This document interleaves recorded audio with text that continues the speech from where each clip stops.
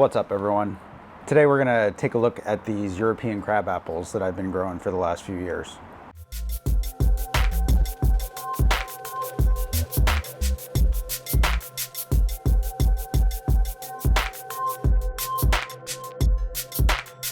So I have a couple hundred of these in these 6-inch pond baskets, and they've been out in my growing field for a while. And so I'm going to go through, and I think this 6-pack will be relatively representative of the rest of them. So I'm trying to get a sense of whether or not I should be cutting all of these back and or repotting them in preparation to pot them down if the trunks are the size that I want, or just repotting them to improve root display if the trunks are not large enough.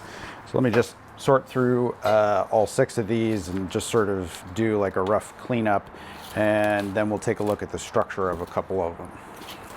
So one of the things that these guys have done is they've grown straight out of the bottom of the pot into the kind of into the ground. I don't know whether to say it's into the ground or in just along the ground, because they were sitting on top of weed cloth, but I think some of the roots ended up getting through the weed cloth, and when I tried to move them, they definitely weren't moving. I had to stick a shovel under it to sever some of the roots. So what I'm doing right now is just trying to get them to come apart even from the 6-pack carrier that they were in. And in order to do that, it looks like I'm going to have to cut some of these roots.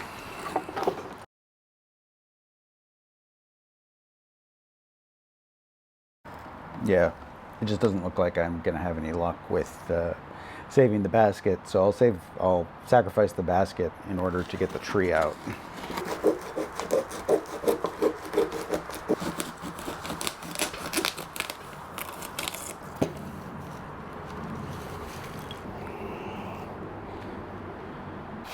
So this one I tried, to create something like an exposed root, but I don't remember exactly what I did. So I'm going to take this off, and it looks like it's swelled enough that it actually might have embedded itself. I can't quite tell, so I'm going to cut off the mesh.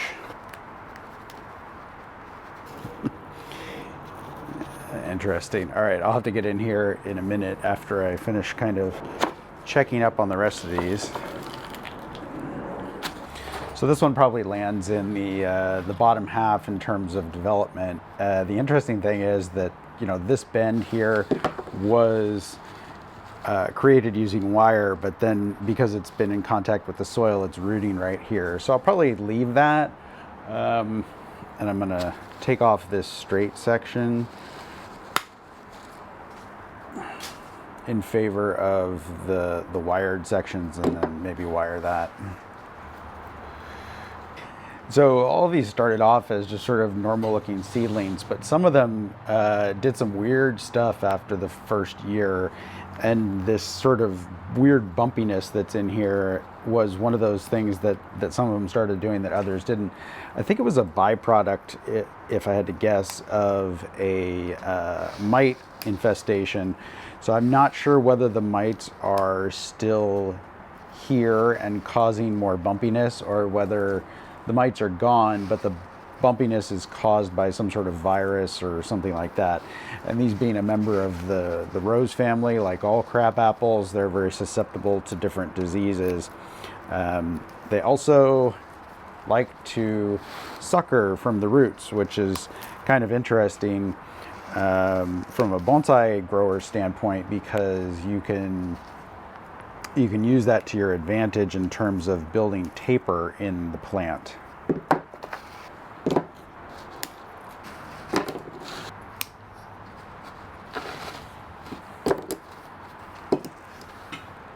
All right, so let's start with this one. It's kind of the most interesting out of these 6, and I am going to start by just sort of raking away the soil near the base here to see what the nebari situation looks like.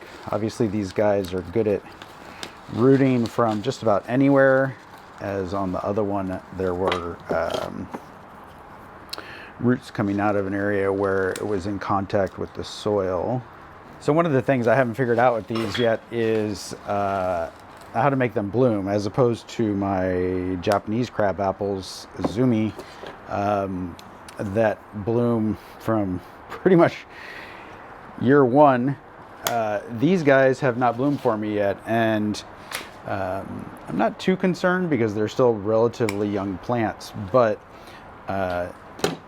it'll be obviously more rewarding and more interesting once they actually start blooming for me.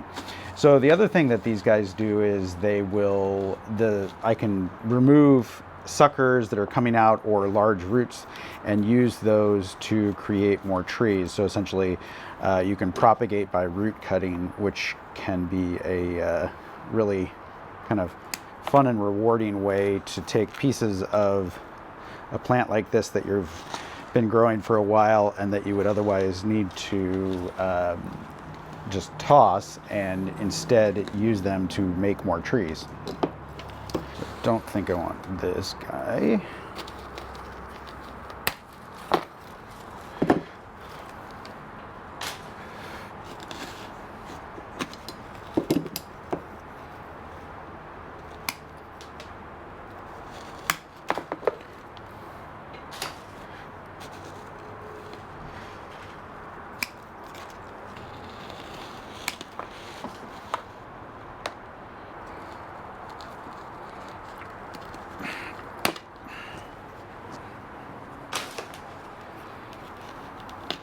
So generally what I'm doing right now is eliminating pieces that are not as interesting or were not wired, and that includes some of these strong branches that were obviously driving the wood production.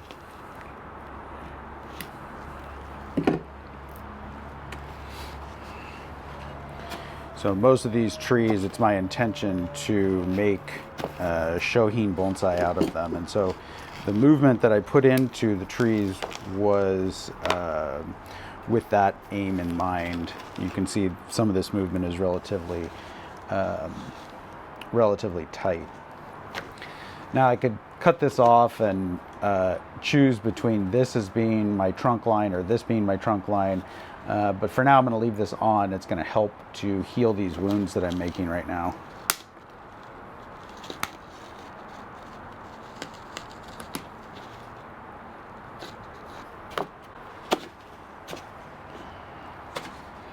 And since there's more wounds on this side now, maybe the front will be over here. In order to be able to get this into a reasonable size container, I'm going to have to take off most of these large roots.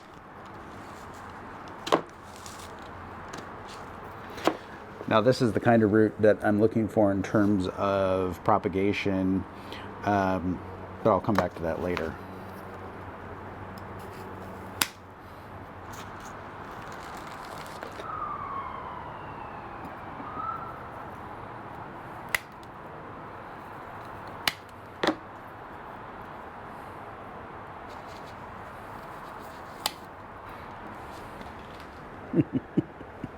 All right, I think that's about it for this one for now. I'm going to set it aside and I'll pot it up with a couple of the others. All right, so here's the second one with all the big circling roots removed on an apple donut. Obviously the wired portion of this tree that was created before it vigorously grew this year is not really the only thing here. So I'm gonna cut this just down into here. Actually, I think I'm gonna remove this stub and whittle back some of this other stuff. I'm expecting that there will be further suckers, so to speak, that come out, but I don't need this giant straight piece of wood. It's not doing me any good whatsoever.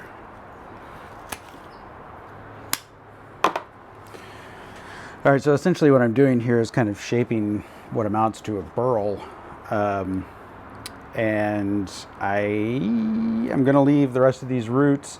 I'm going to leave this thing on here. It's kind of crazy and misshapen, and just kind of see what happens when I replant this. So this one could potentially just go back out to grow for another year with some of the other ones that are still small, because the shape of the wood is not particularly interesting yet, and I think cutting it back this far will reconcentrate for a little while at least the growth in this area, and then I can think about, you know, what angle I want it to be at, or whether or not this is even going to be a good tree. So the third one I have here that has pretty vigorous growth on it, I'm just going to remove the long 4-foot tall top to make it less tippy, and then start with raking away the roots in this area.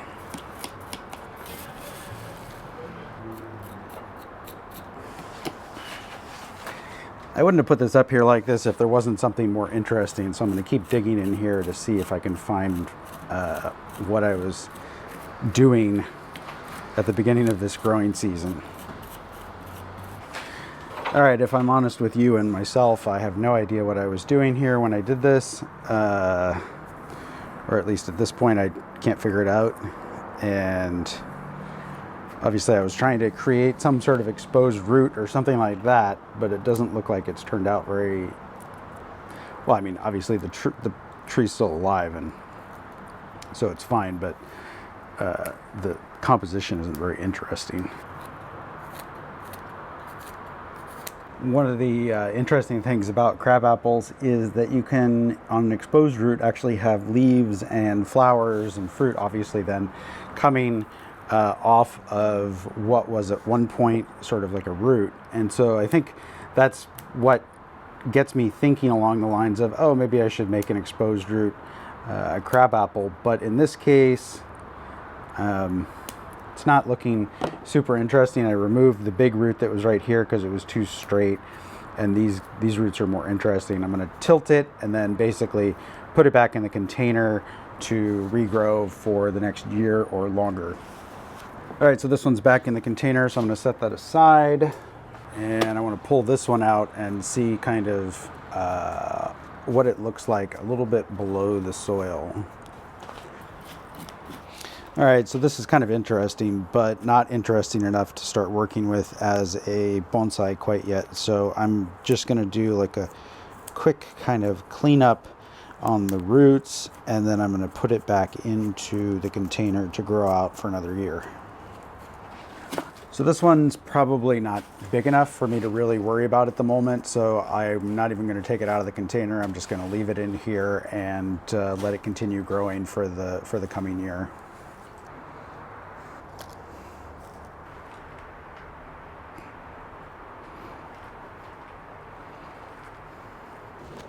So here we are back almost where we started. I've got them back in their containers and potted up, or back in the 6-pack holder.